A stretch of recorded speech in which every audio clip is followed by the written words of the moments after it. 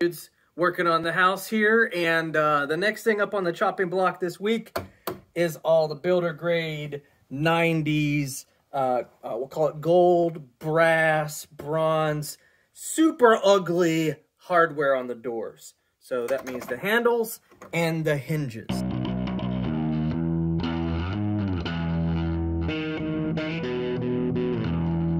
Okay, a couple tips on shopping and ordering these. I would encourage buying one doorknob and one set of hinges wherever you can take it back easily.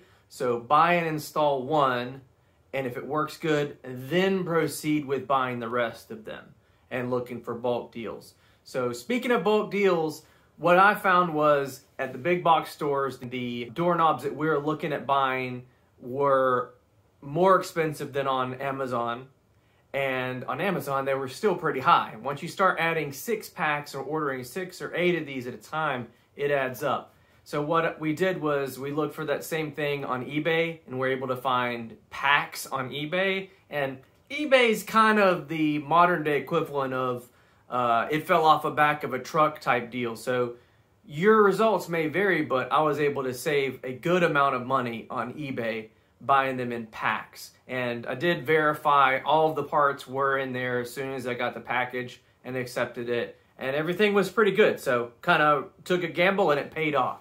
Hope that helps you out a little bit with ordering them. Just make sure you look at it. You take this hinge to your hardware store and figure out the right size and the right angles. Some of them are rounded, some of them are rounded with different sizes. The most common, or at least the one in my house, 3.5 by 3.5. Rounded. But let's get started on the hinges. So here's a couple of things you need. Obviously, you need your hinges. They are, I'm going with the black, matte. At least they don't have paint all over them or, rust or some random, writing on them. It's good. They come with their screws. What I like to do first is shim the door. You don't have to have shims, but use a book or something. What we're trying to do is keep the door from moving. So slide that under there. Just keep sliding these guys until it gets tight. I think I just broke one of the shims, but it's okay. All right, we're not trying to jack the door up. We're just trying to make it so it doesn't move too much. So what you're gonna do is, I know it's tempting to take your screwdriver and just go to town and take all these out. You don't want to do that. You want to do one at a time, because this door is hung up with these hinges and it is set. It is done right, because it still opens and closes hopefully on your house. So what we're going to do to preserve that settingness is one hinge at a time. So you can go as crazy as you want on these speed-wise. I mean, that part was fun. Make sure you have a trash box to put all your stuff. Another important thing, anytime, if your hinges have been painted like mine have, they're going to have a layer of paint kind of holding it in. See how it didn't fall out? It's not moving.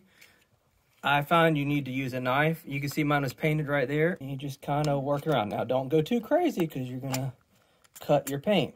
The reason we're doing this is because if it is painted and you go rip it off, you're going to have a hole in your paint on the door. So you can kind of easily rip it off. See, look, that side. See that? That was that little piece. And now look, it's released. It comes right out. This is an optional step. Your screws have been in there for many years. They've been woggled and wibbled around, so they've kind of worked themselves loose. Take a toothpick, put it in there, kind of poke it, and break it off. So you're adding a little bit of wood back in there. And this helps your screw to grab onto there. See, that one all the way in. What I was doing at the beginning was taking and cutting these things off in little pieces and trying to put them in there. But then I found out it's much easier just to take the thing, because all these are different lengths. See, watch. Okay, see, that one only went in a little bit. Break it off, twist it. This one goes in, break it off, twist it. That one goes in, break it off, twist it. Okay, if your holes are really old and really messed up, maybe 2 toothpicks. Maybe take a toothpick, put some wood glue on it, and stick it in there for worst case scenario. All right, now you're ready for your screws. I find that having one of these little magnetic things helps a lot with having, because look, there's 6 screws, plus it looks pretty metal. Yeah, look at that. Here's an important part about hinges. Hinges have a pin on the top. When you're purchasing hinges, make sure you get one that can be removed. This one can, I know, you could just hammer it out, but that comes important if you ever need to move your door off. You don't have to take all these screws out. You can pop that hinge, you can move it around that way. It might take a little finagling, and what I like to do is just go ahead and get one screw in there, like on the top. Just get it in there for right now, so you can get one on this side too. So you can go ahead and start making sure it's matching up. You should be using the exact screw holes as you did before. Okay, and make sure you check that you're still within this recess. Same thing there and there. Rinse and repeat on these. Now, we're not going too crazy ham on screwing it in there. In fact, I mean, most manufacturers say do this with the end of it with like a regular screwdriver, so you're not, drilling it to death. Down. That was easy. Now we just got to repeat it 2 more times.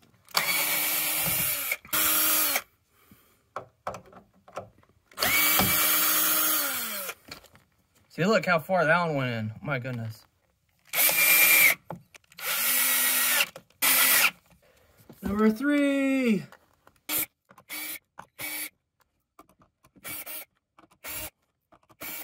Holding on by something. Oh, look at that. It's like a little piece of gunk in there. Who knows what that is?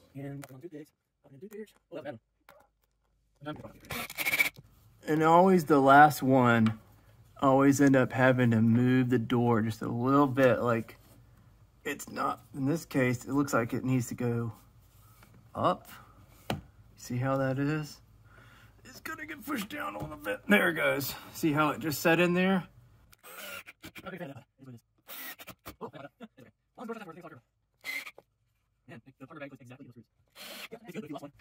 Alright, and once you're done, take your shims out. See if your door closes or has any automatic closing attributes. That looks good. Make sure all your pins are at the top. And you're done with your hinge. Biggity boom.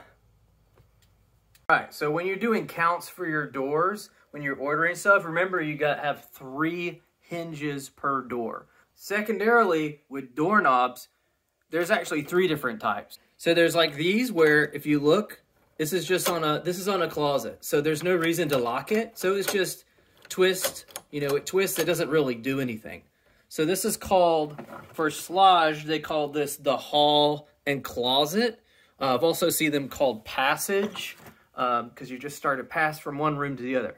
The other type is if you, like on a bedroom you have a lock. So it's either, got like a little pin here that you push in and you can unlock.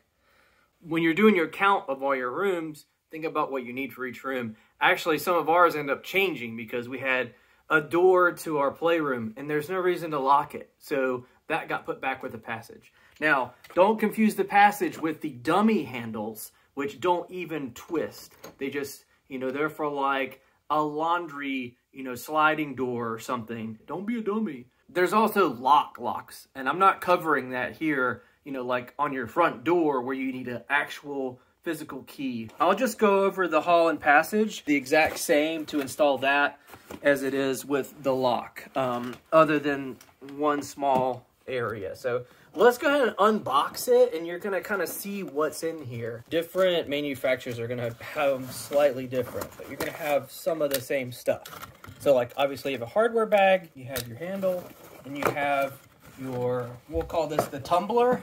It's the thing that actually, sits in your door and, catches this plate. So here's your, handle, and then my first thing was to try to twist them both, but you actually can't do that. It doesn't twist. You'll think it's broken, but if you hold it by the middle, it does twist. Interesting, right? Okay, so this come apart. It's got just a little rectangle that goes together. And that's going to go, you can only put it in one way, so you kind of can just twist it. That's that. Those 3 are going to go on your door. This is called your strike plate. That goes on this side of your door. Screws and bolts, instructions, and then what in the world is this? This took me a minute to figure out too. This is just if all the handles is an older style, I guess, catch strike plate. So I'm not using that. So it came with an extra piece. So use those for something else. I don't know. Let's start with pulling the old one apart. The existing one I have is a quick set. I just start by pulling this out.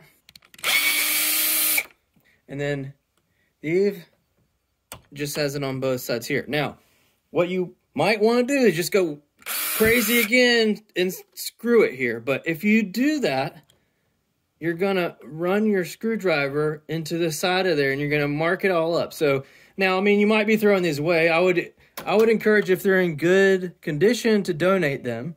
And you might be able to be careful and just do it like that, but you're gonna risk camming out these bolts.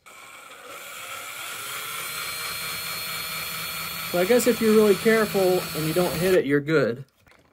So once the bolts are out, you can just pull it apart from both sides.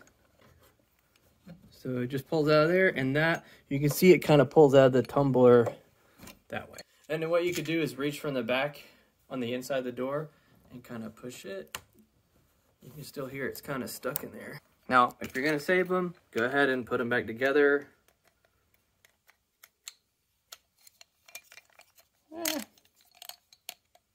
These are not as bad as some of the other ones in my house. And make sure you put the hardware back with it so someone can actually use it. All right, so the old one's out. Let's put the new one in. Here's the most important thing to remember. On the inside of your door, for me at least, so if you look at these, you can't really tell much of a difference except for this has screws. I'm thinking that I don't want to see the screws every time I open the door, so most of the time on the lock ones, your screws are on the inside and your lock's on the outside. Oh, here's another thing to note. Something I don't like about these Slage locks is, so yeah, it's got a punch there on the opposite side. It has a little doodad, I don't know, whatever side. And, you know, you put them together, you can line those up. So, you know, your punch is on one side and your doodads on the other side, but the way it goes in the door, and maybe I'm misunderstanding this, your screws are up and down. Not my favorite. I'd rather be side to side. It's very nitpicky. First thing you gotta do is put this in, and the slanted side goes towards where you're closing it. So it's going towards that, so it can actually go. So that goes in. It's got the rectangle on it. That's gotta fit through. Make sure your punches line up. And that just sets on there. You got your bolts. So for these, I'm gonna be extremely careful, and because I don't wanna scratch up any of this. I don't wanna get my screwdriver near it. I'm gonna go hand threading because these are actually fatter than the other ones. So I'm gonna hand thread these in on the top and bottom. Now you're gonna be like, oh wait, how are you gonna get them tight? I'll show you. So this was a pain point for me. First I was like, I'll grab my stubby screwdriver. It would have to go at a wacky angle. Nope. I'll grab a longer, smaller screwdriver, and it's the same. You're gonna hit it. Or you're gonna have to try to do it sideways, and you're gonna end up camming this out or scratching up. I mean, this is a screw, but you're gonna be looking at it. So for the final part, I use a controlled screwdriver, and it's tiny, and I'm able to actually see where it's going. Maybe this is the part where the manufacturer says, do it with your, you know, hand screwdriver. Oh man, critical error. Before you tighten up, make sure you adjust your doorknob to cover up any paint scratches that your old doorknob had done bad. Because you got a little bit of wiggle room. You know, you want to get both sides. So tightening it up is going to allow it to not have that jiggling anymore. Okay, that's all tightened up. This thing needs to make sure it sets in there right. I mean, it's pretty simple. You might have to use some force, or you might need to angle some of your screws to get them to pull in. We'll see how it does. Okay, that pulled in there. Okay. The only difference on a bed and bath with the key is that whenever you put it through here, you're gonna have to make sure the key is on the outside, or it will become immediately obvious to you when you try to lock the door from inside the room and you can't. So just remember that, and it's the exact same process as the passage knob. Everything looks good to me, opens and closes. All right, let's move on to the strike plate. This one's pretty easy. 2 screws get it out. Yet again, you might want to look for tear out. Uh-oh, got a little bit, but that will cover up. Here's where you might have to look at stuff. What's the difference? This one's rounded and it's kind of fatter. You put them over, the screws are in the same spot because that's the standard. But we got to put this guy up here. Our hole is not rounded. See?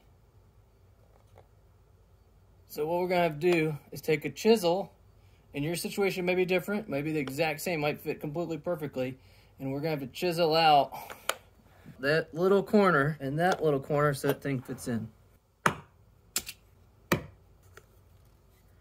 Just pry that little piece out. All right, let's see how it looks now. I'm hitting the top right there. A little tiny bite out of the top here. Kerbam! I think that's sitting on there much better. Okay, and then squishing it down is even better. The other thing you have to worry about is, see there's a little indentation for this guy? You might have to make a new one. You see that? It'll push me over to the side. I'm gonna have to redo that or hold it up there. All right, now let's see if the door closes. Doesn't seem to want to close, does it? If you get into trouble with the door closing like we did here, there's a couple things you gotta check. More than likely, everything is good except for this.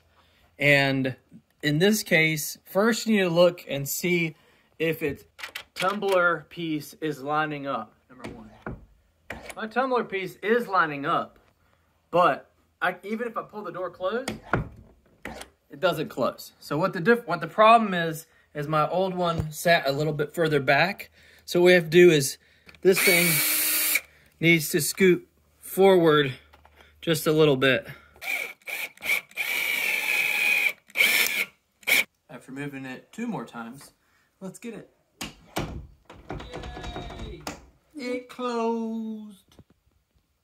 Doesn't seem like much, but it will make your house feel a lot more newer by just replacing the hardware. The only thing you might want to do is it might bring more attention to the spots and stains that are on your door. So maybe take a brush and touch up some of these spots.